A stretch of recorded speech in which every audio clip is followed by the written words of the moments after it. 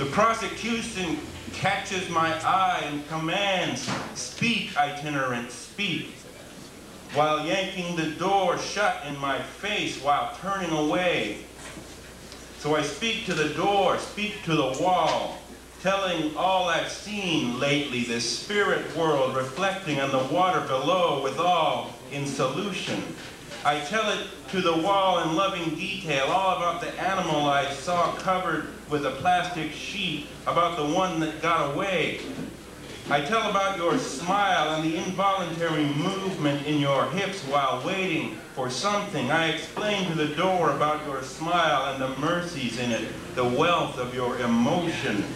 There is no emotion in a door or a fixture as I detail your glamours, but the ground is full of everything that's come before, all the metal and bone worn away, all the worries, all shortcomings, all fear.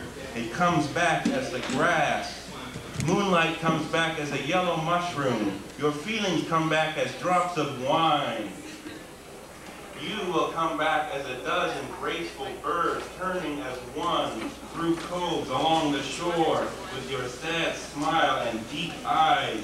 You will come back as raw matter, absorbed into some kind of plant, and suffer yet another transformation, baled and stored on the commodity market with your eyes closed and your spirit torn.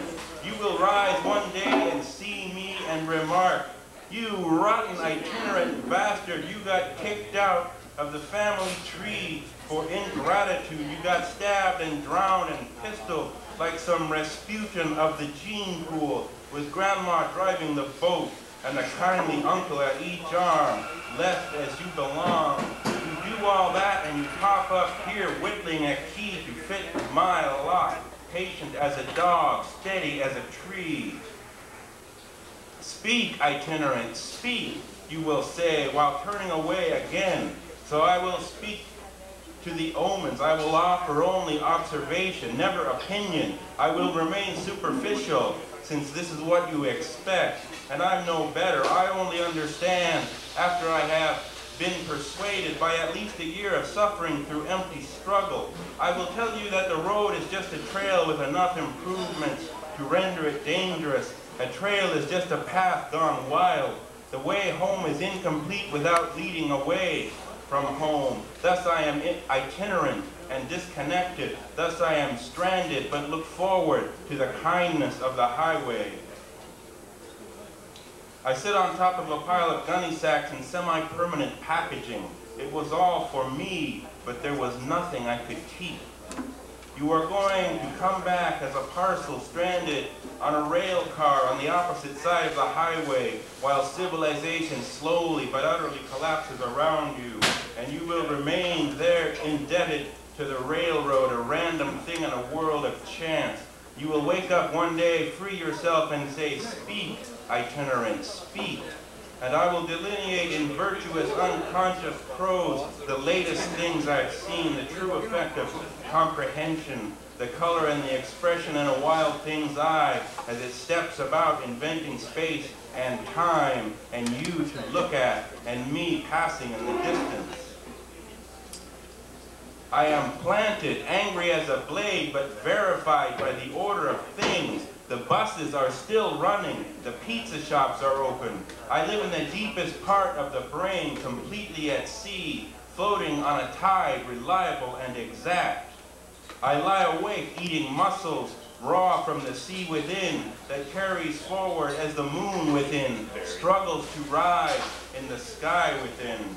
I scramble on a mountain path, bucket of water in each hand, not going anywhere. I scramble up a mountain shortcut, bucket of water in each hand. I have the moon in one eye and the decline of civilization in the other. I make myself real only by repeated acts of humility, a contrition of the public mind, or an advertisement for a state of thorough understanding. Even if I look in your eyes and there are auras flame briefly in the mystery of substance, I should say that we become a substance of our own, unlike any other, as complete as that hanging in the sky, with a name for which there is no known meaning. I am surreptitious, I realize, a skulking and incomplete presence, I am formless in the morning until I have realized that the meaning of life is to practice intimate phraseology for the pure joy of philology, of interpreting the language of the old tree leaning on another, and the departing wisdom of the untrained fish dying as he has lived, an emptiness in the shallow water, a trick of light. If there is any meaning at all in knowing that if I follow the old road through the broken up woods to where the medicine bear dug up the honeybee comb, I will find an old fungus which has fed me for years. I realize the meaning of significance within a state of insignificance. I create a state of being unlike any other which I can't remember, sitting by the graceful stones in the water where the colors are clear for a while. I once took a cat and nailed it to the wall in the name of art and sacrifice. Ever since, cats have eyed me with a certain cold hatred disguised as affection. They get close and gain my trust. But who's the sucker after all? I keep letting them do it as if I enjoy it, like in the old joke about the two guys, the wild bear, and the 3 degrees of escalation between the Bowie knife and the fowling piece. It's the same with cats, hatred and affection, 3 degrees between opposites, a dark side, a light side, and an ugly side. What matters after all is where you put the nails, because how you hang your cat is all you have.